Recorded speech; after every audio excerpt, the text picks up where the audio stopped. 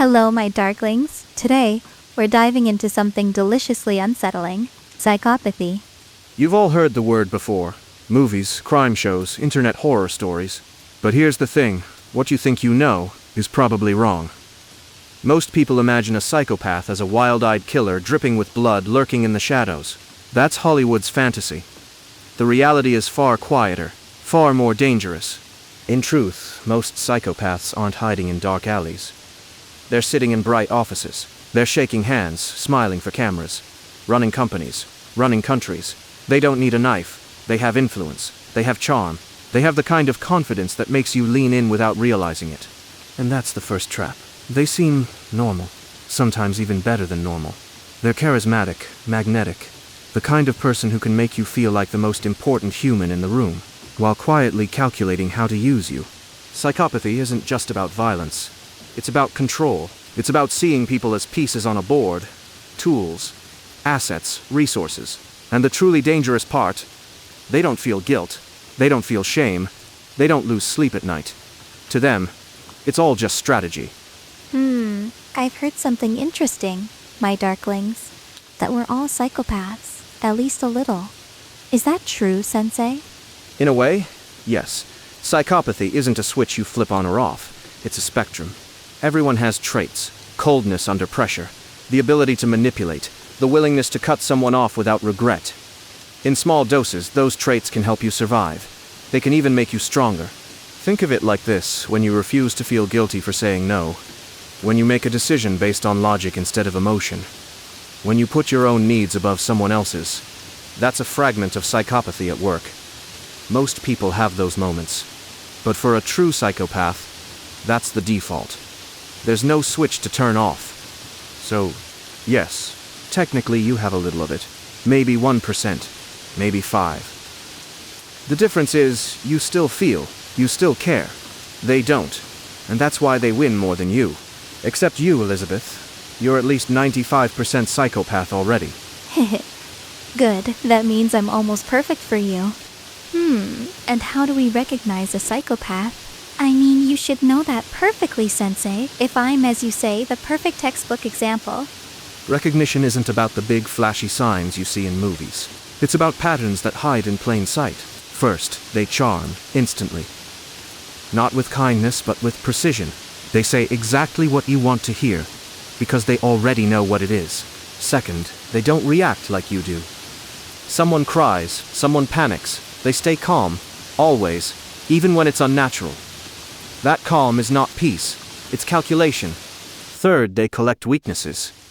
Not to use right away, but to store. Months, years later, when they need control, they'll pull it out, and they'll smile while they do it. And last, watch how they treat those they don't need. If they ignore them completely or treat them like they don't exist, that's not arrogance, that's their nature. A psychopath doesn't just see the board, they own it. Then I must be the queen of it. So, my darklings would love a little test, Sensei. How do we catch a psychopath? Fine. But remember, this isn't about catching someone in a lie. It's about catching them in truth. First, give them a story, something emotional. Then watch their face. If they match your feelings perfectly, too perfectly, it's fake. Real emotions are messy. Psychopaths make them flawless. Second, say no to them. About something they want. If they're truly a psychopath, they won't explode. They'll smile, step back, and already start planning how to get what they want, without asking again. Third, give them power. A small one. Like deciding where you both go for dinner. If they take that power and push it further, choosing what you eat, where you sit, how long you stay, they're showing you their core. Control isn't a habit, it's instinct. Last, look for boredom. If you bore them, even for a moment, they'll either leave or start creating chaos just to feel alive. That chaos is their fingerprint. Hi. Sounds like fun. Maybe I should start testing you. So, Sensei, tell me, any real-life psychopaths you can share with my darklings? Someone deliciously dangerous? History is full of them. Leaders, CEOs, artists. Not all were killers. Some built empires. Others destroyed them. Take Ted Bundy. Charming, educated, polite. He could talk his way into anyone's trust and then end them. Or Elizabeth Holmes, the business prodigy who convinced billionaires to invest in a dream that never existed. No blood, just ruin. And then there's Frank Abagnale. So skilled in deception, the FBI hired him instead of locking him away forever. Psychopathy isn't always about violence. Sometimes it's about bending reality until everyone believes yours.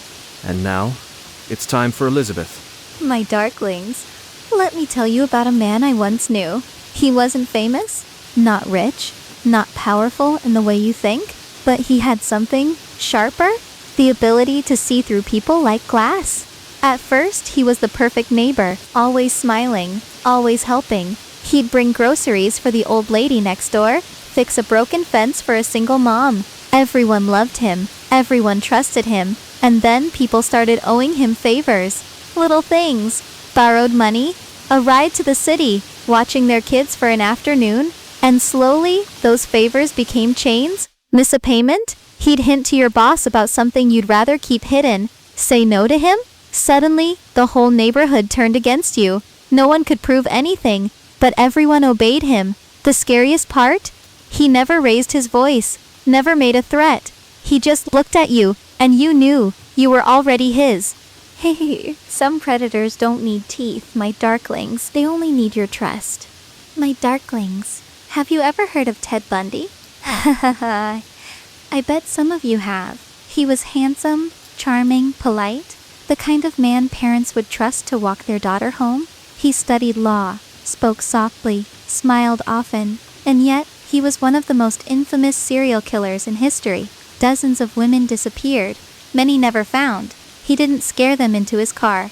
He made them want to get in, sometimes with a fake cast on his arm, asking for help to carry books, sometimes pretending to be a police officer, and when they realized the truth, it was already too late. The terrifying thing about Bundy isn't just what he did, it's how normal he seemed. No monster mask, no warning signs, just a perfect mask of humanity hiding a void. Remember this, my darklings? The most dangerous predators are the ones you'd never think to run from. Not all predators wear smiles, my darklings. Some enjoy the fear. Let me tell you about the Butcher of Westmore. He wasn't charming. He didn't lure with kindness. He stalked. He waited. He wanted his victims to know he was coming. In the small town of Westmore, people whispered about the man with the old pickup truck. He'd drive slowly past houses at night, headlights off, just watching. He didn't hide in the shadows. He was the shadow. When he chose someone, the hunt began. Days of small signs, a moved object in the yard, a footprint by the back door, and then one night, the sound of his truck engine idling outside at 3 a.m. He thrived on control, on watching the fear grow. For him, the kill wasn't the point. The point was owning every heartbeat of his victim before the end. Can you feel it, my darklings? That's how they think. Fear is the real feast. Oh, my darklings. Let me give you a special example. Imagine a girl, sweet, smiling, always there for you. She texts you, "Good morning." She remembers your favorite coffee. She laughs at your jokes, even the bad ones. You think she's perfect. But here's the truth. Every move she makes is calculated. She knows who you talk to. She knows where you go. And if you ever try to leave her, she doesn't cry. She doesn't beg. She removes anything standing between you and her. Friends, lovers, even your own freedom. Because you belong to her forever. And if she can't have you alive, my darklings, she'll still have you. Right, Sensei? You do know you're mine, don't you? Don't worry. I'm not going anywhere. And I know very well I won't be able to get rid of you. Psychopathy isn't just about monsters in the shadows. It's about control without conscience, charm without empathy, and decisions made without hesitation. Psychopaths can lead nations, build empires, or destroy lives, sometimes all at once. Shadow off. My darklings, remember, if you look closely enough, the mask always slips. Hehe.